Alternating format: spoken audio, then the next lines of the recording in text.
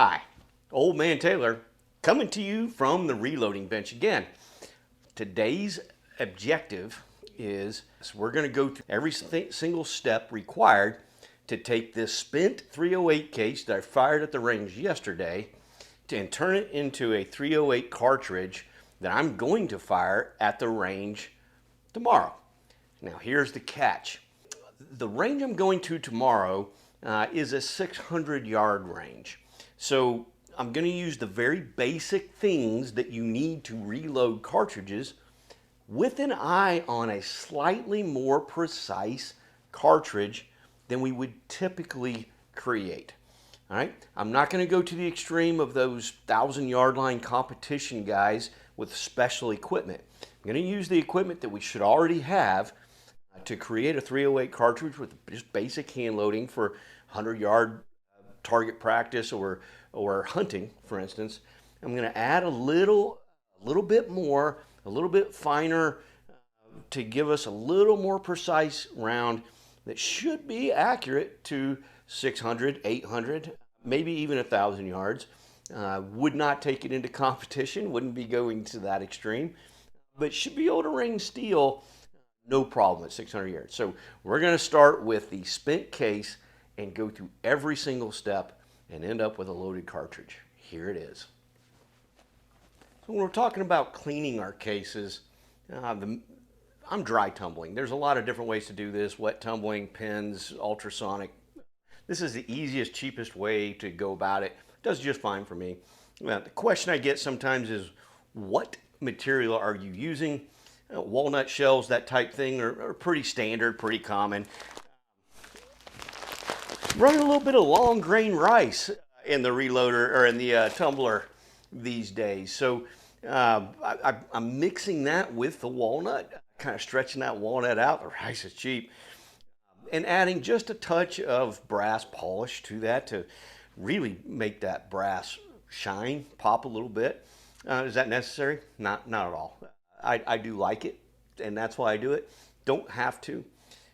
One caution I will give you: if you deprime your cases prior to tumbling, which is not a bad idea because then your pockets are exposed to that tumbling as well, the long green rice will get stuck in your flash holes. It's just going to happen. Not a big deal. When you run your decapper, your decap pin will punch it right out of there. Just tap that case upside down to get the rest of it out, and you're good to go. So it's not a big deal. Just wanted to cover that real quick. A very economical way to make the media for tumbling. First thing I want to do is take a case that has been fired out of the rifle that I'm loading for, use my comparator, and set this to 0. So I'm going to 0 it here. I'm going to turn it on,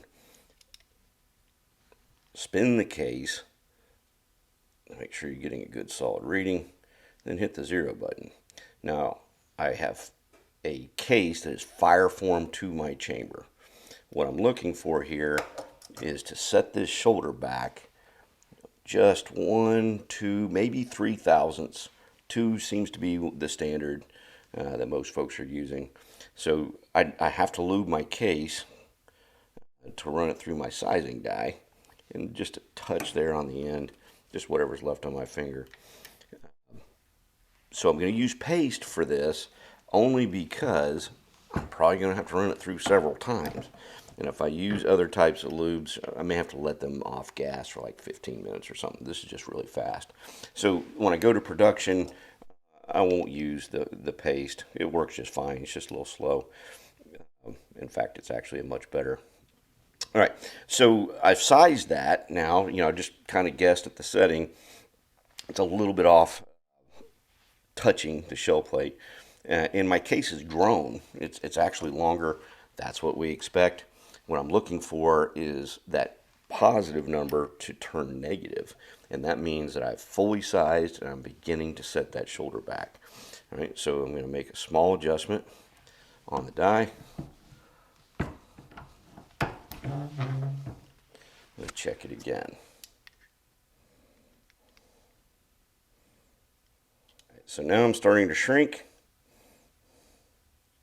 There we go. We're almost back to where the case was when it was fired. So now I want to be very careful on these very small changes I'm going to make. I'm going to throw a little more lube on there. About every other time is what it's going to require. You know, I don't have to lube it every single time. This wax is pretty incredible.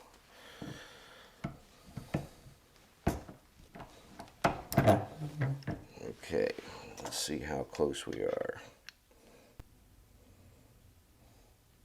And that is really, really close.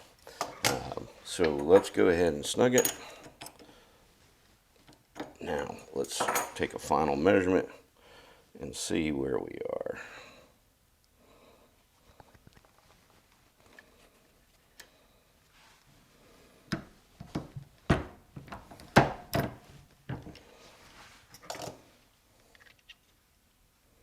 My target is -2. That's what we're going for here. And that is -2. So we're all set up to run production. It's locked down. The next thing I'm going to do is lube my production cases. I happen to have a few extra cases to do this with. It's no big deal if you don't. Just keep track. If you go too far, you can't grow that back. So set that one as your first shot. You know, your barrel clearing shot, whatever you want to do. Don't count that one in your group. And then set all the rest. That's typically how I do that if I didn't have any extra. All right, I want to talk about my lube for just a minute here. I've got a couple markings on this bottle. What's that about? Well, I'm actually making this with 99% alcohol and liquid lanolin oil coming from sheep. And I mix this, pour the alcohol to that first mark, and then top it off with my oil. Give it a shake, and this has been sitting for months. It does not separate. Very inexpensive, and you can see I've got quite a bit left of both of these. I can refill this many times over. Probably the most economical way to get a lube that you can, and that is turns out spectacular lube. I've used a lot of different lubes. Biggest problem is the residue that's left from them or the speed in applying. Imperial wax is one of my favorite of all time. It's just very slow. I only use it with cases that are very tight and have a propensity for getting stuck. You know, this type thing is spectacular for 308, for 5.56, 223. Works very well. Spray it, let it off gas a little bit. That alcohol, if it's still wet, may hang up. So let that evaporate. The alcohol is just a carrier to get the lanolin on your case. Once it's on your case, it's not going to be sticky. It's not going to leave stuff all over your fingers, particularly after it dries. But you are going to probably want to clean it before you fire your cases. I find alcohol takes it right back off because that's a carrier for it so well. You can also throw it in your ice in your tumbler, and that will also take it off. Okay, so for my lube, what I'm going to do here, I'm just going to take these cases, lots of different ways to do this. The method I'm going to do is just throw them in there, giving it just a couple squirts. It really doesn't take much. Lid.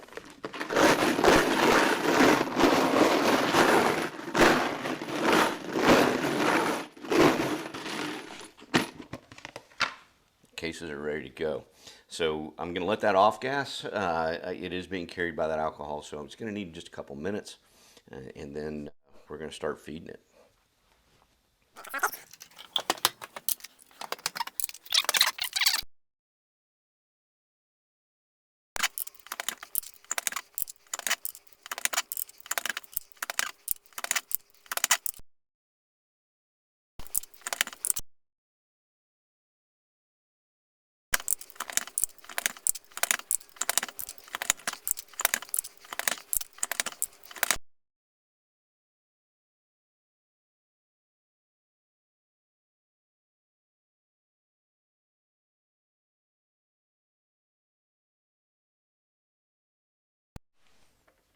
Okay, so for 308, 200, 2.005 is our trim to length. 2015 is our max. We must trim. We can see we're just under that. 2008, 2009, something like that. So these cases technically do not have to be trimmed. However, since I am looking to take this out to about 600 yards, I am going to want to make them all exactly the same. The way I'm going to do that is by trimming them. So let's go ahead and do that. And if they were over 2015, this is what I'd be doing anyway.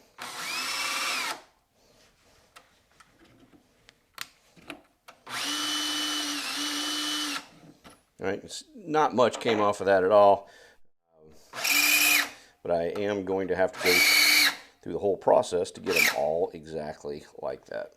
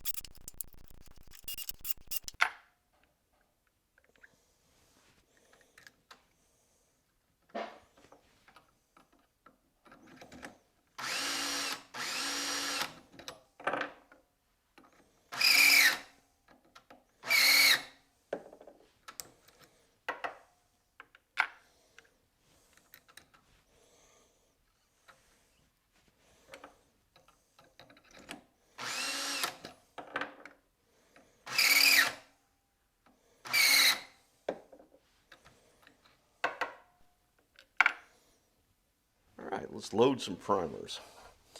Take our primer tray, open our lid, pull the primers out, put that in the lid upside down.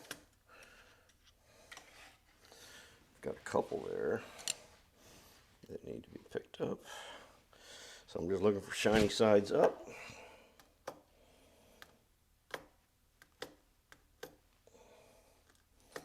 There we go. And that's the shiny side up.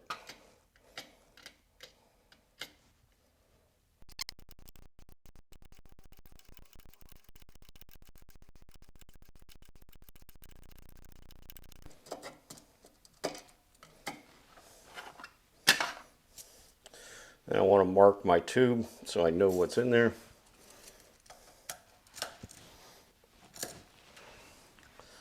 And we're ready to go.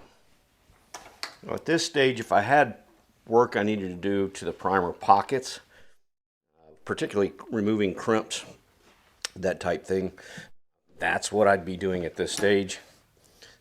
But these pockets are in excellent condition, so they don't need any work. So we are on to priming.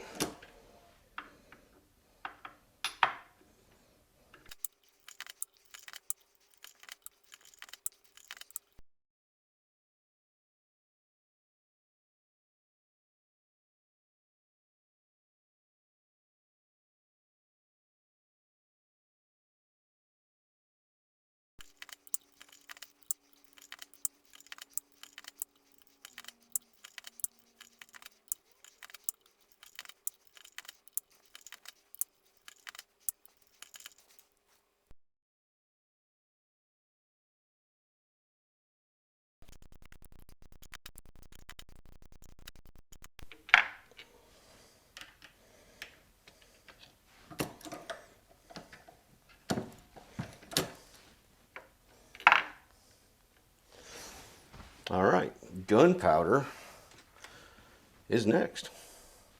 Before I start throwing gunpowder, I want to go ahead and get my seating die in the press and pretty close. I'll have to fine tune it with a finished cartridge, but I'm going to have 50 loaded cases full of gunpowder with no cap on the top. So I don't want to be creating a lot of force on my bench where I could, spill that. So I'm going to want to get the seating die set up really close to where I'm going to want that.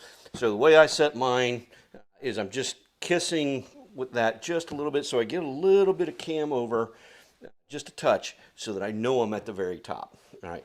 Now, setting the height, how deep do I want to set this bullet?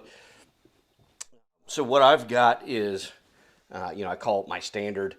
It's an inert piece of brass with the exact bullet that I'm about to load. And what I've done is I've chambered this in my rifle. I set it too long and let the lands and the grooves drive it back, and then took it out, took that measurement, put it in my seating die, and then seated it slightly lower, about 2 thousandths or so away from the lands is where we want that. And then I tried to chamber my bolt again, had a little resistance, which was telling me I was still making a little bit of contact. Took it down another 2 until my bolt drops free. That tells me that I'm about 2 thousandths or so from contact of the bullet. So that's what that standard is. I can use that then to get really close to my proper setting for my seating die. So I'm going to cam that over. You saw I unscrewed this so that it wouldn't make contact, and I'm just going to drop this guy down until it does. All right, so now I'm touching that bullet with no force, so it may be just a little bit too long, should not be too short. And that's what I want, when I finish and I make my first bullet, we'll measure that very, very close and make very fine. We'll just keep turning it down until it's exactly where we want it. But that'll be really close. So that's a real handy tool to have. I throw that in my die kit. So every time I use these particular bullets, I have a standard to set my seating die and get it just dang close. Now, once again, this is because I'm going to very long range. I'm going to be that precise. If I was shooting 100 yards or hunting, something like that, this would be good enough. We're going to be running 48.95 today.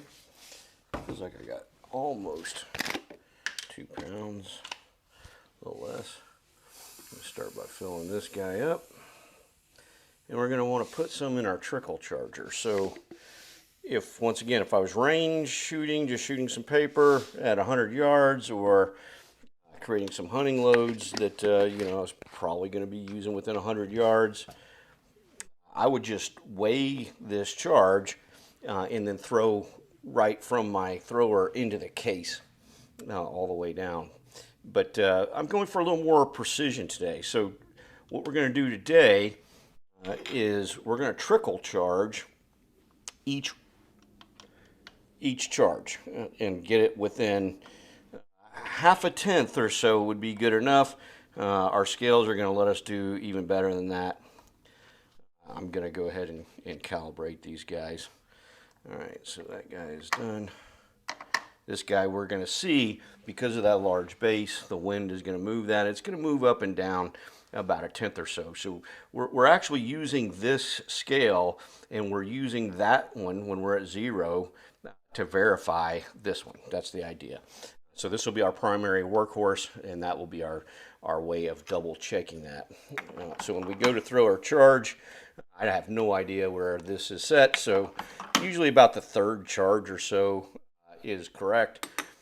So I want to set my tare off my pan. I'm doing this a bunch of times anyway.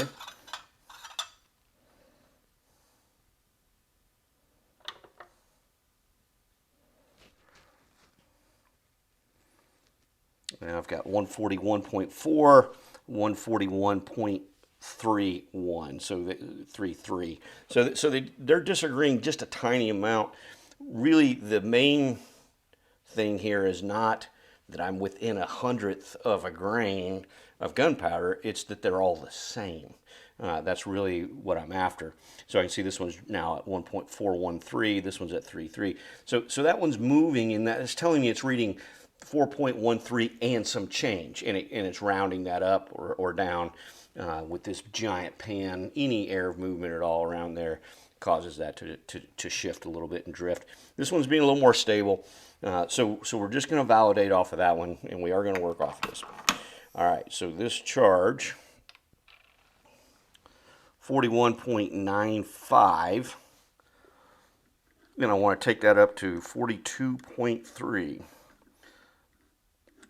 So 42.17, 42.19, 42.2, 42.24, 26. All right, we're within 100th. 42. All right, and we're moving 42.31, 42.29. So now it's 2 off, 142.3, 142.2. So you can see why we like the little one. It just responds a little faster.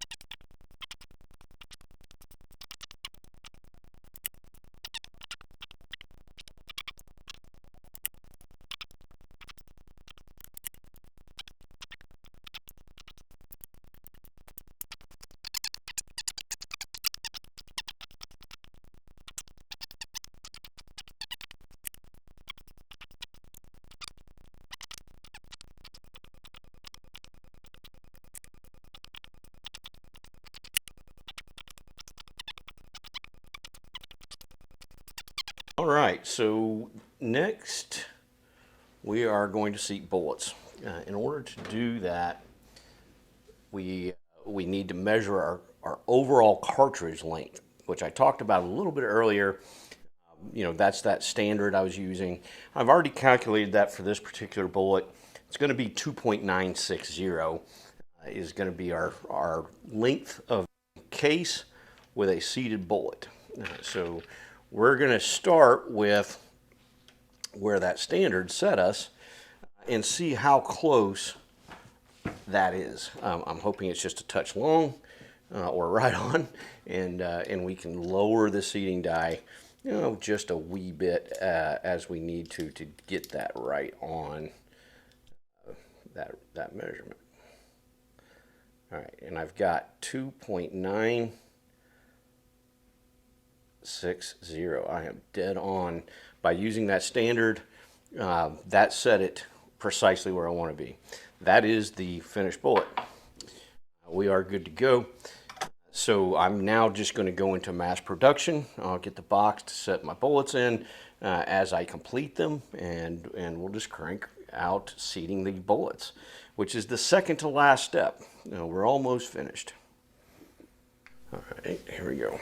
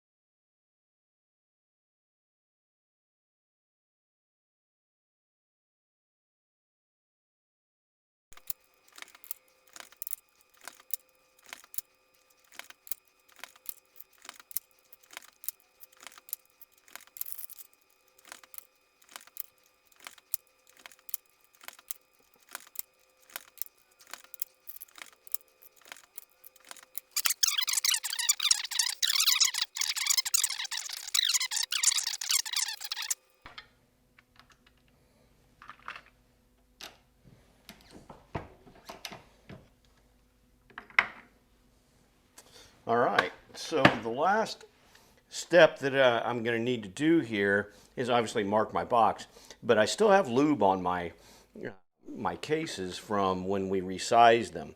This particular lube is probably fine. I can't even feel it. It would probably run just fine, but I'm kind of particular, so I want to make sure that I remove all that lube from the case. I can do that a couple different ways.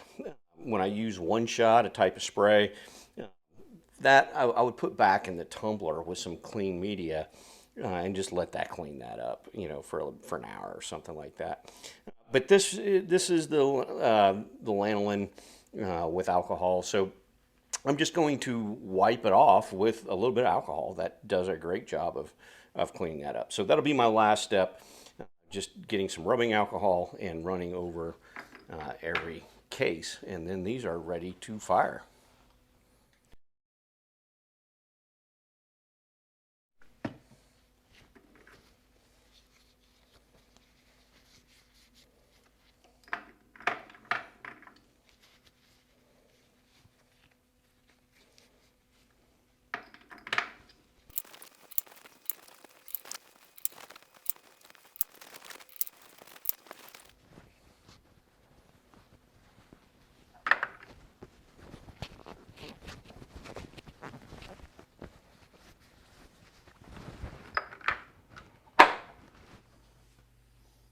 Okay, so we've got our cartridges.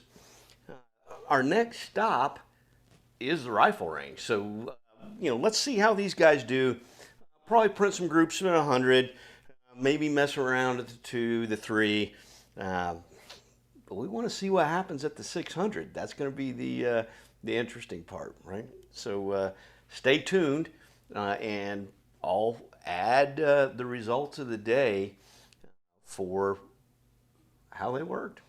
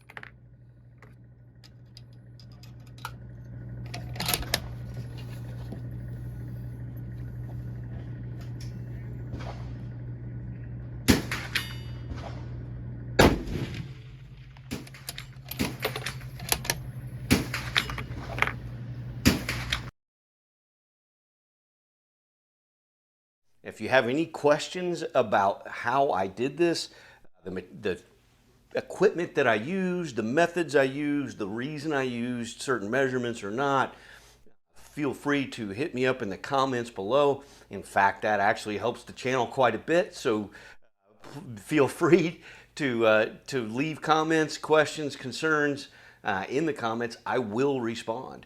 If you've got any particular questions about case trimming and that sort of thing, I do have some other videos in this series that do cover some of that stuff, which scales to use, those type things. So I'll put that up over my shoulder here, a link to the reloading channel, the playlist for Old Man Taylor. Thank you very much for watching.